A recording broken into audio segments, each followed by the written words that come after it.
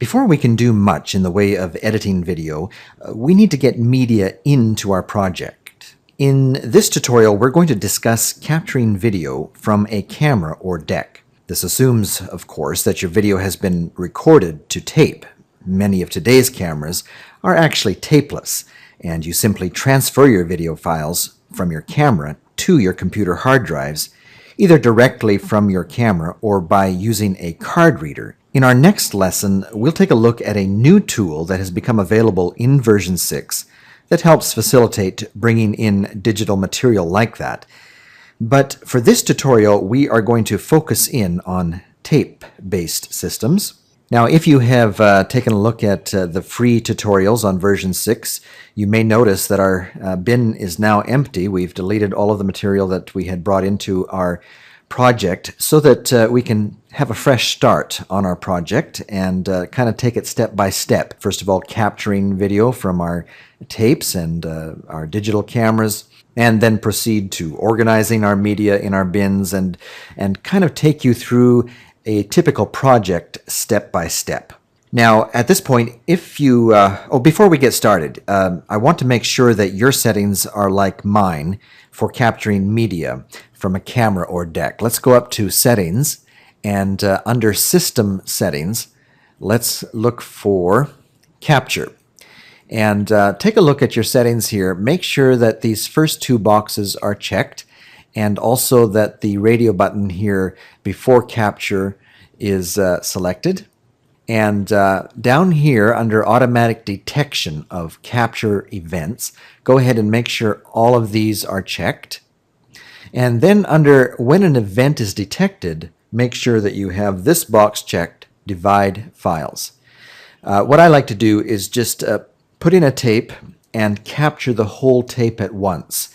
I set it rolling and come back in an hour, and when your capture settings or your deck settings are set up like this, what Edius will do is automatically divide the files for each point where I have paused the camera. And so I'll come back an hour later and I'll have up to maybe 100 clips in my bin ready to be organized. And then as I'm going through and organizing my material, if I find clips that I know that I'll never use, it's easy to delete them. So it saves a lot of time just to have Edius go ahead and capture the whole tape and automatically divide the clips according to the point where the camera has been paused. So go ahead, and if you've made any changes, hit apply and OK, and now your deck settings, your capture settings should be like mine. Now, if you have a camera or deck that plays tape and has a FireWire out, go ahead and connect that now to your computer.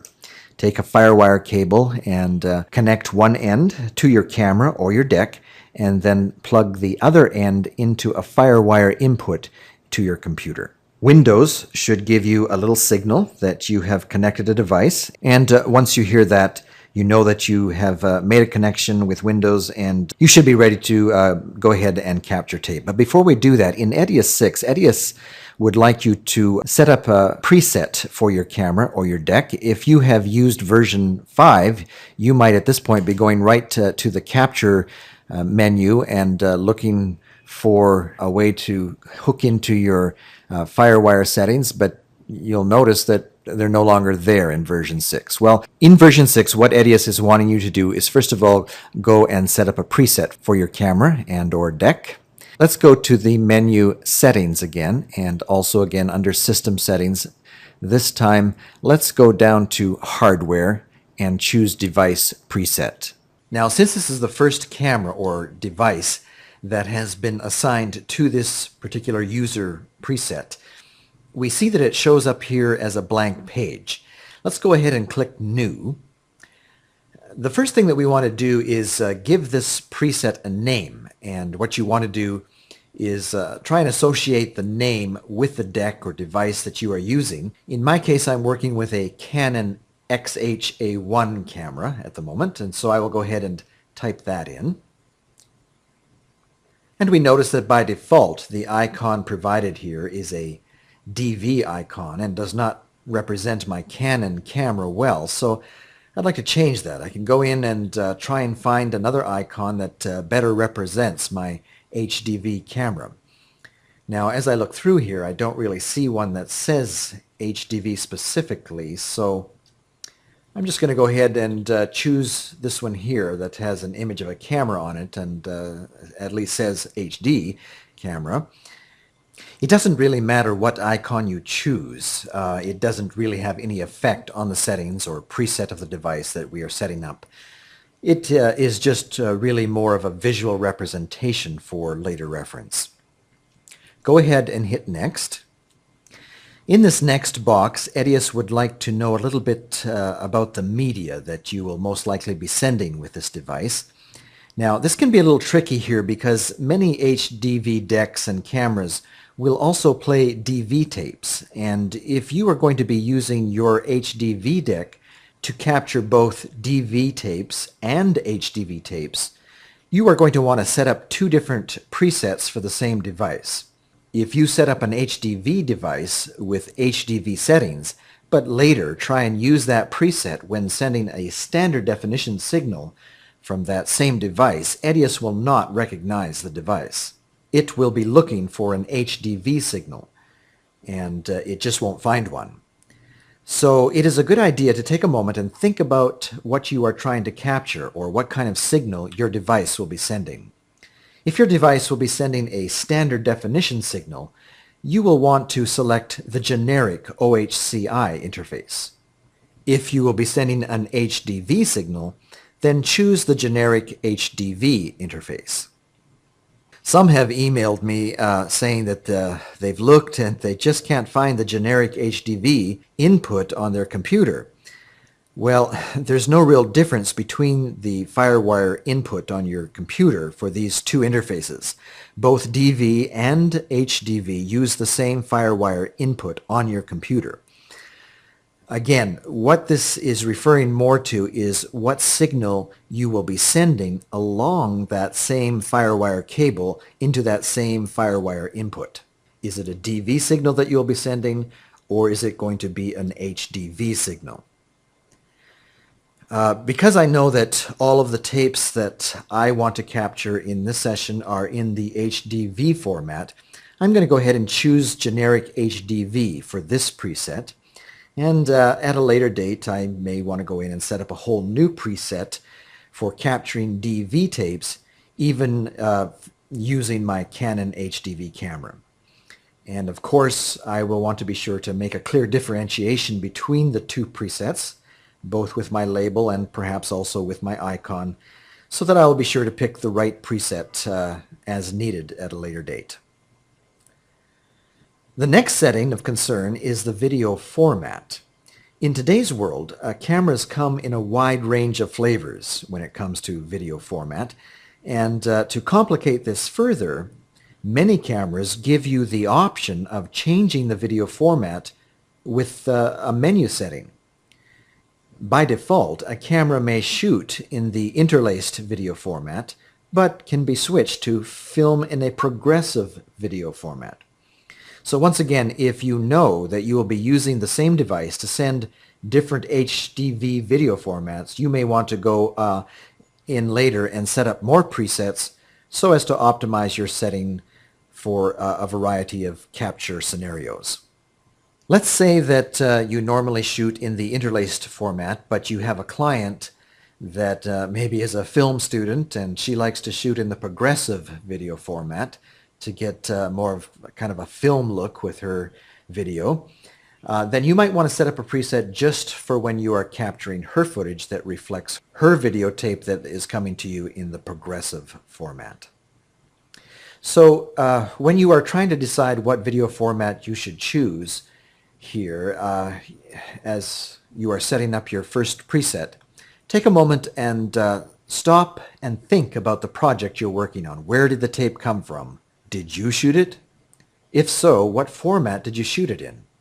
If you are not sure, then you probably shot the footage using the camera's default settings, and you might want to dig out your camera manual to see what those settings are before making your selection here. If you live in or purchased your HDV camera in a country that has traditionally followed the PAL television format, then you will most likely be choosing the 50i video format, or the 50p if you shot in the progressive mode.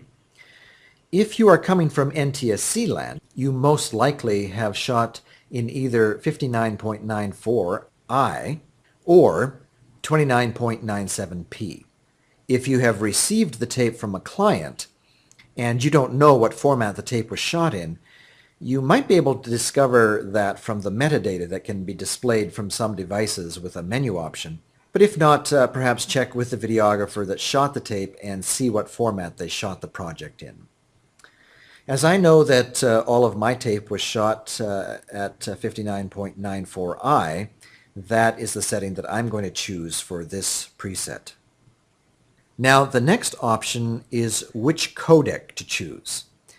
Here again, it might be helpful to have a brief discussion on the pros and cons. Your two main options here are the proprietary Canopus HQ settings or the native MPEG format of HDV. If you choose Canopus HQ, you will be converting your files from the native HDV format to an AVI file on the fly as you capture. The advantages of choosing this method is that once you have your media conformed to the codec that is native to Edius, you will be able to get a lot more real-time performance when you place this media on the timeline.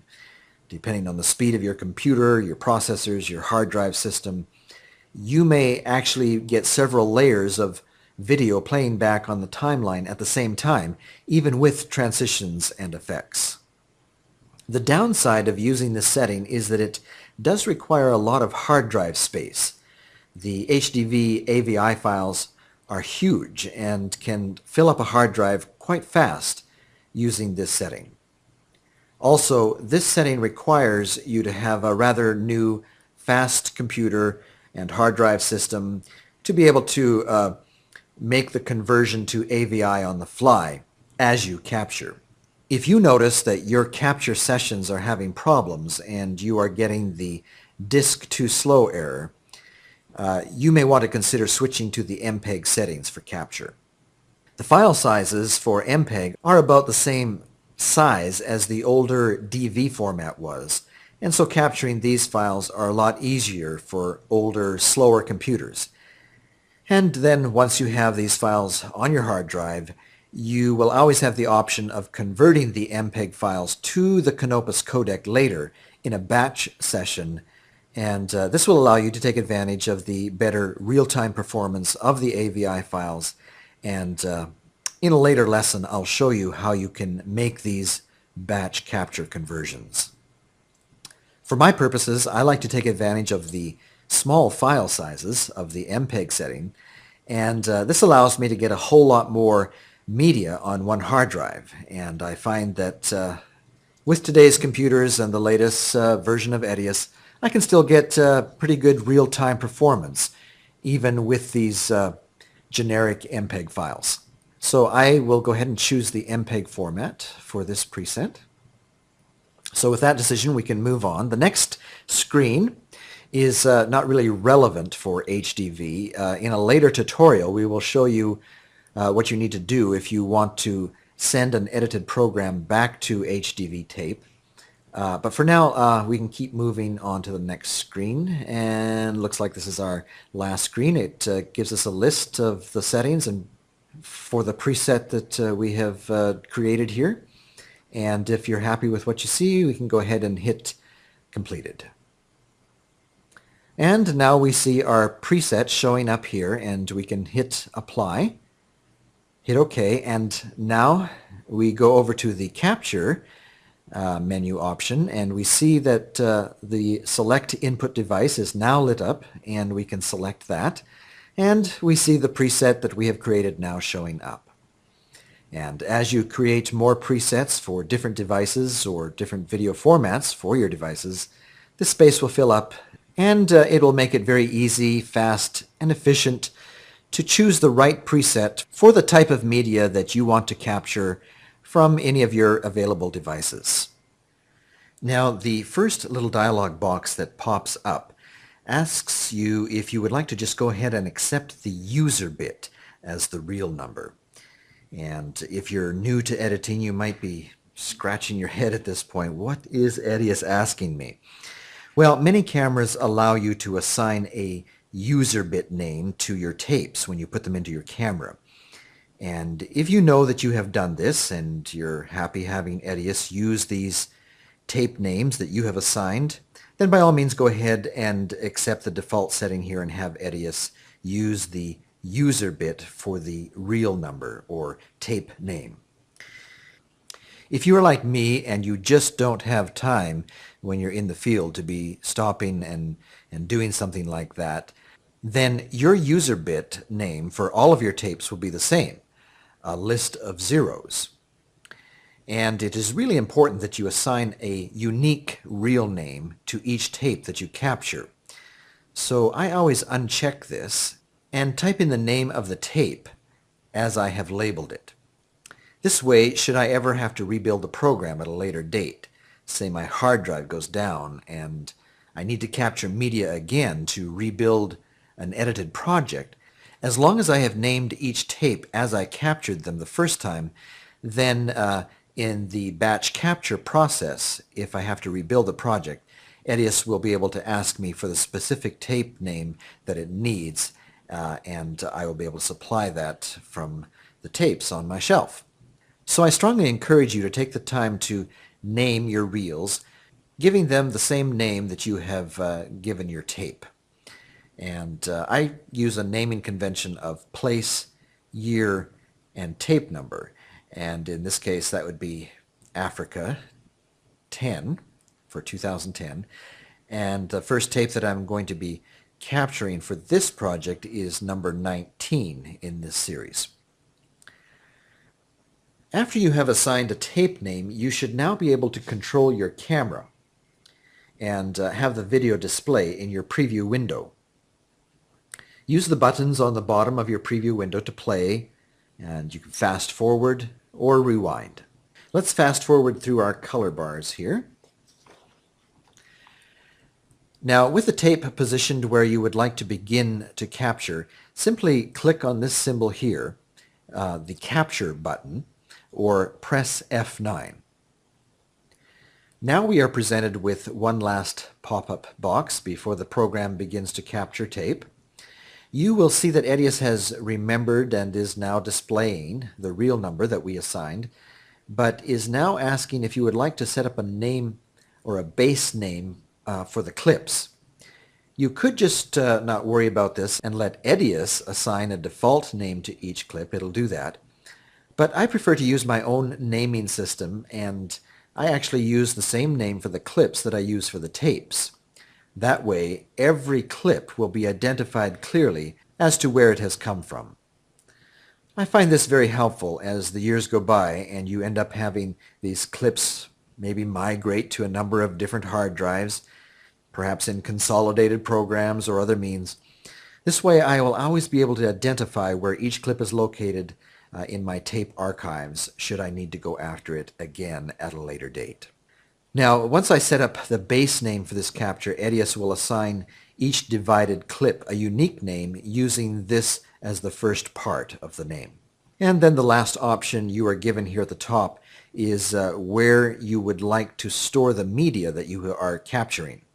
By default, Edius will choose to capture your media to the hard drive and folder that you set up in your user preset for your projects. And it is okay to send your media there, but you're not forced to do this. At any point as you are capturing tape, you can designate any hard drive on your system as the destination drive for the media that you would like to capture. As a general rule, I like to keep my media on a separate drive from my project files. Project files are relatively small, which makes them very easy to back up as often as you would like. And while media can always be recaptured, the project files are what contains all of your work, all of your edit decisions, all of your hours of blood, sweat, and tears. And so it is a good idea to keep backing up these files on a regular basis and having them on a drive and a folder that is separate from your media makes this easy and fast. So once you have everything the way you like it, hit OK, and Edius should start to capture your tape. And now we can walk away, catch up perhaps on our email, get a coffee, come back an hour later and change tapes. Okay, we are back, and at this point we have captured 4 tapes from our shoot last year in Ethiopia. And you can see that the picons that represent the clips have started to populate the bin. And as we scroll down, we can see that just like we had asked for, rather than give us 1 hour-long clip for each tape that we captured, Edius has automatically divided up the clips. Let's maybe change our view of the clips in the bin. Go here to the top of the bin and choose this little drop-down arrow to see the different ways that you can display the media in your bin. I like to use the option of detailed text to display my media. That way, not only do I see a picon representation of my clip, but I also get a lot of text-based information about the clip. And here we can see the clip name, the reel number, and time code information. And by clicking up here at the header of the bin, by right-clicking, we get a drop-down menu that displays a lot more options of the different types of text-based material that we can display in our bin about each clip. But for now, we are mostly interested to confirm that Edius has assigned the tape name or reel number and clip names that we chose as we set about this process of capturing. And as we look, we see that indeed it has. And you will notice that the clip names use the base name that we assigned, and then auto-sequentially assigned a new name for each clip using the format that we set up. Now, we have one last tape from this shoot, so let's go ahead and plug it in, and I'll show you what you need to do for each time you add a new tape. Adding tapes, I call that feeding the beast. We've now placed the tape in the camera. The play button has turned green to let us know that Edius is receiving signal from the camera and is ready to control the deck. But rather than play the tape, let's go ahead and hit the capture button again, or F9, and get our now familiar pop-up window where we can change the destination drive, the file name, and the tape name. So here's where we can make those changes each time you add a new tape, each time you feed the beast. And once you have made those changes, hit OK, and Edius starts to capture, and you are ready to take your leave and pursue other activities for the next hour while Edius and your camera do your work for you. Okay, we are back, and we have all of the tapes captured for this shoot.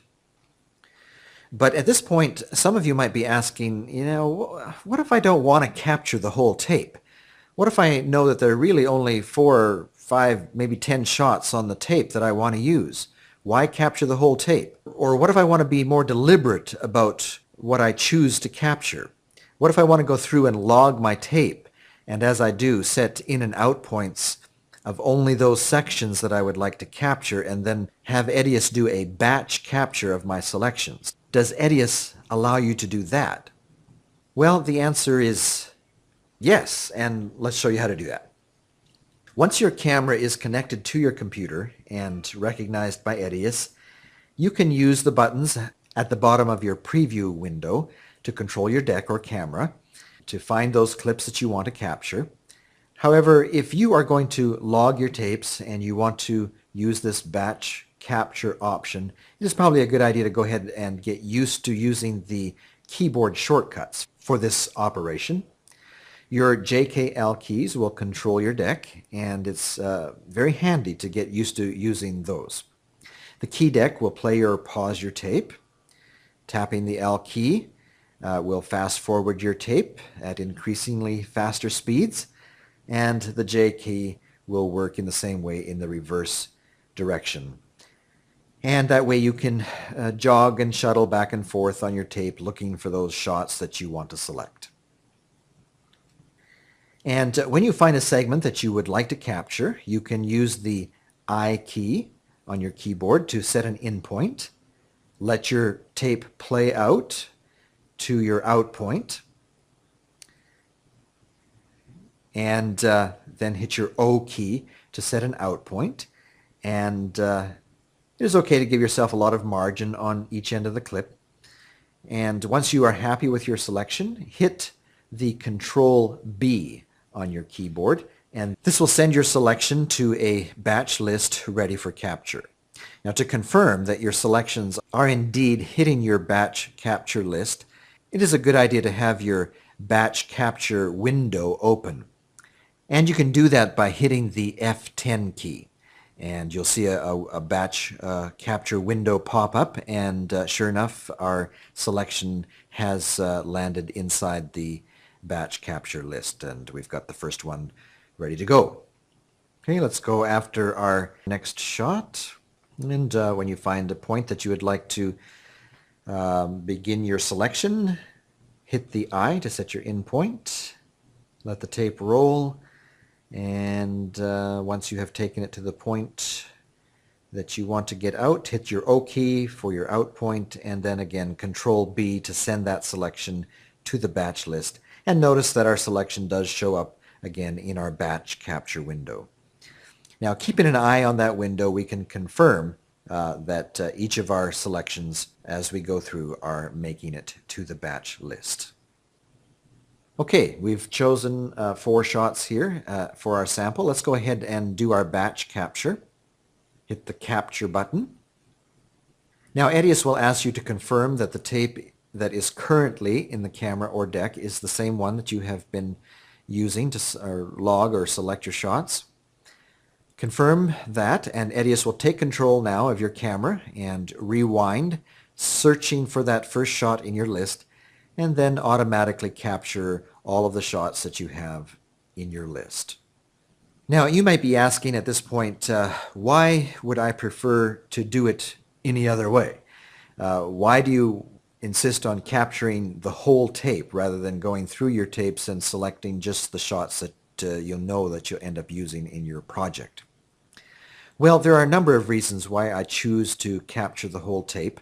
First of all, HDV tape, because of the compression system that it uses, the compression scheme, it does not really scan as nicely as the standard definition or DV tape did. It is really much harder to get those nice in and out points or shuttle back and forth between these shots. I find that logging or selecting in and outs on an HDV tape are much more tedious than it used to be. Secondly, it is a whole lot easier on your camera or deck, not to mention your tape, not to have to do all of this scanning back and forth, both while you are logging your tape and then while you are batch capturing. All of that shuttling back and forth can put a lot of wear and tear on your equipment and even cause your tape to stretch, which will make your tape more prone to dropouts as your tape ages. And last but not least, it just saves a whole lot of time. Scanning through tapes, looking for good shots can be very time-consuming, and then you still have to wait for the batch capture. I would much rather just let Edius do all of the work. I can be off doing other things while it captures my media, and then if I find shots that I know that I'll never use while I'm organizing my media, I can always very easily delete them from my hard drives. You know, when editing video first started happening on a computer, hard drives were very expensive. I believe that I paid something in the neighborhood of $50,000 for a 100 gigabyte RAID system.